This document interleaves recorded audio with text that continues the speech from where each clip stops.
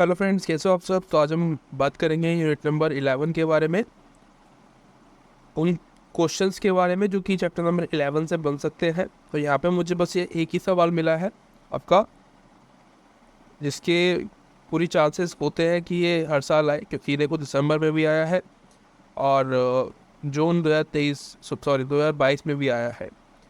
तो आपके जो एग्ज़ाम होने वाले हैं शायद इसमें भी आ सकता है। हाँ, बस फ़र्क ये होगा कि विस्थापन की जगह आपको प्रवासन पूछ सकता है। ठीक है, माइग्रेशन बात एक ही है।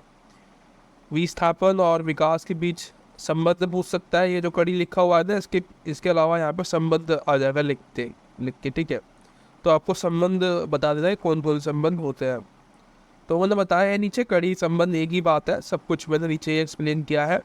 और आप स्टार्टअप ऐसे कर सकते हैं अपने आंसर का, क्योंकि सबसे जो मेन काम होगा ना आपका भी इंट्रो के अंदर ही होने वाला है। ठीक है, इंट्रो में ही आप चेंज करोगे सब कुछ कि आपके आगे की जो चीज़ें हैं वो इजी हो जाए। मैंने क्या किया है यहाँ पे, सबसे पहले मैंने रीज़न बताया कि किस कारणों से जो है विस्थापन होता है।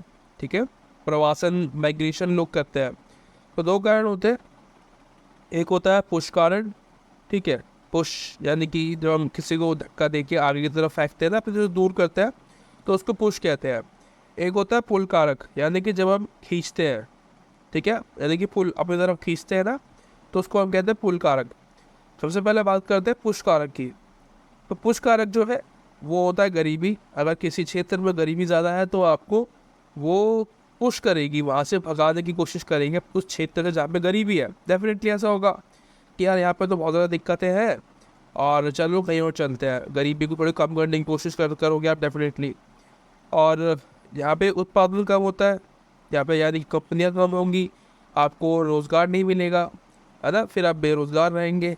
तो ये भी जो है आपको पुश करता है उस जगह से भगाने के लिए। ऐसे गाँव से लोग शहरों में आते हैं काम करने के लिए, तो वो इसीलिए आते हैं क्योंकि वहाँ पे अवेलेबल ही नहीं है जॉब्स, तो वो कैसे करेंगे।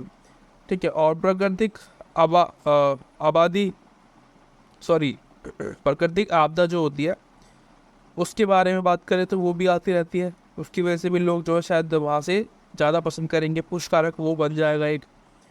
प्राकृतिक संसाधनों की कमी हो सकती है वहाँ पे, इसलिए जो लोग हैं वो गाँव की तरफ शहरों की तरफ जाते हैं। उसके अलावा कुछ होते हैं पुल कारक। पुल कारक कौन से, जो कि आपको किसी जगह पे खींचते हैं। जैसे कि शहरों में जाते हैं लोग तो क्यों जाते हैं, वहाँ पे बेहतर रोज़गार होता है आपके पास। ठीक है, मजदूरी अच्छी मिलती है, बेहतर काम करने की स्थिति होती है, यानी कि एक घंटा तय होता है कि भाई इतना घंटा है, बीच में लंच भी मिलेगा। ठीक है, ये जो है आपको मिल जाता है, ये फैसिलिटीज़ आपको मिलती है। जीवन सुविधा जो है वो अच्छी हो जाती है, अच्छी रहती है। उद्योग विस्तार होता है, वाणिज्यिक विस्तार होता है, व्यापार विस्तार होता है। ये सारी चीज़ें जो है आपको पुल कारक होते हैं, जो कि शहरों में होते हैं, आपको देखने को मिलते हैं। वहाँ पे बिजली आपको 24 घंटा मिलती है, राइट। कभी कभी होता है बीच में चली जाती है, जब ज़्यादा गर्मियाँ होती पड़ जाती है, जब ऐसा होता है। अदरवाइज़ मोस्टली बिजली सही रहती है यहाँ पे। तो ये जो है कारण आपको प्रोत्साहित करते हैं वहाँ पे जाने के लिए, यानी कि शहर अपनी तरफ खींचता है आपको इन कारणों की वजह से। क्योंकि रोज़गार है, एजुकेशन की बात करें तो वो भी अच्छी होती है।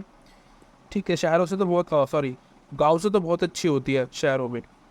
परिणाम जो है, क्या रिजल्ट निकलते हैं इसके। तो पहला रिजल्ट लिखा है मैंने, सामाजिक प्रभाव। ठीक है, यानी कि जो सोसाइटी होती है उस पर इम्पैक्ट पड़ता है, समाज में अशांति फैल जाती है। देखो यहाँ पे तो दोनों लिख रखे हैं मैंने, नेगेटिव्स भी है पॉजिटिव्स भी है, क्योंकि यार कुछ चीज़ें जो है कुछ में कुछ अच्छी चीज़ें हैं, कुछ बुरी चीज़ें हैं। तो उनको मैं अलग अलग करूँगा तो ज़्यादा टाइम वेस्ट होगा आपका, सच समझने में भी आपको दिक्कतें हो जाए। तो इसलिए मैंने सब कुछ एक ही में लिख दिया है, ठीक है, ताकि आपको एक बार में लिख दोगे आप इनको, आपको बस एक्सप्लेन करना पड़ेगा और कुछ नहीं है।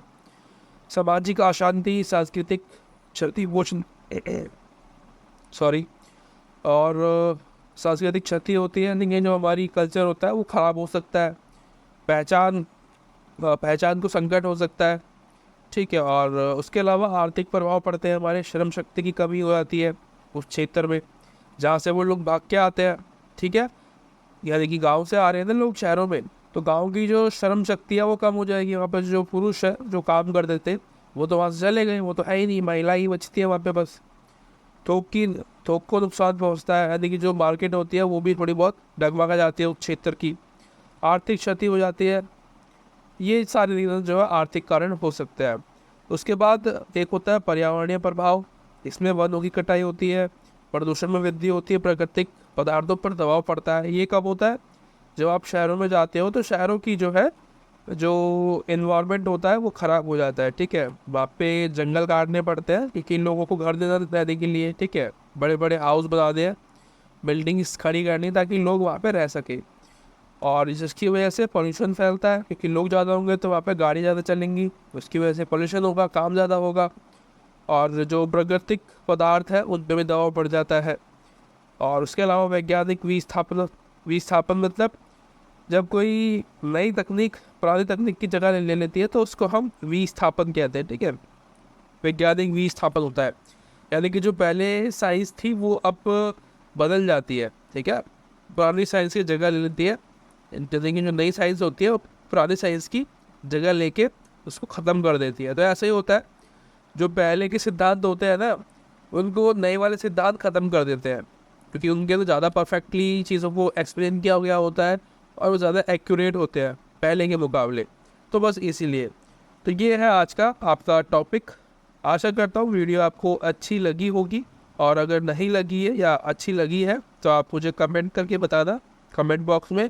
और आने वाले वीडियोस के लिए अगर आपको अच्छी लगती है तो आप मुझे सब्सक्राइब करके रख सकते हैं और लाइक कमेंट वगैरह जो है कर सकते हैं ताकि आने वाली वीडियोस जल्दी आए आपके लिए और आए, ठीक है। और आपका कोई इंक्वायरी है और आपको कोई सब्जेक्ट बताना है जिस पे कि मैं वीडियोस लेके आ सकता हूँ तो आप मुझे बता देना, लेकिन एग्ज़ाम से 1 महीने पहले, ठीक है, क्योंकि उससे पहले फिर मैं नहीं कर पाऊँगा, बहुत दिक्कतें हो जाती है, ठीक है। कम से कम 1 महीना आपको टाइम मुझे देना पड़ेगा तब जाके जो है वो काम होगा, अदरवाइज़ कि बहुत ज़्यादा कम टाइम बचता है तो फिर आप लोग बोलते हो बाद में कि बताओ बताओ बताओ और बताओ, कैसे बताएगा आदमी, कोई रोबोट तो हूँ नहीं मैं, ठीक है। तो ये भी आप जो है सोच समझा करें कि भाई सामने वाला बंदा इंसान है, उसको भी टाइम लगता है चीज़ों को करने में, ठीक है। मैं भी पढ़ूंगा, सिर्फ बुक ही नहीं पढ़ता हूँ मैं उस समय, मैं फिर और भी चीज़ें पढ़ता हूँ, ठीक है। इंटरनेट से भी जो इन्फॉर्मेशन मिलती है वो भी लेके जो है यूज़ करता हूँ। यहाँ पे आंसर्स में आपको दिखता है, जो मेरे आंसर्स हैं यहाँ पे आपको दिखेगा कि ये सिर्फ बुक से ही नहीं लिए गए हैं, ये अदर साइट से भी मैंने उठाए हैं। तो ये जो पुश और पुल है तो आपकी बुक में से है, लेकिन ये जो रीज़न है परिणाम जो लिखा हुआ है ये बुक से नहीं है, ये अदर बुक से है और कुछ इंटरनेट रिसोर्सेज से सर्च किए मैंने, वहाँ से मिले हैं मेरे को, ठीक है। मिलते हैं अगली वीडियो में, तब तक thank you so much, bye bye.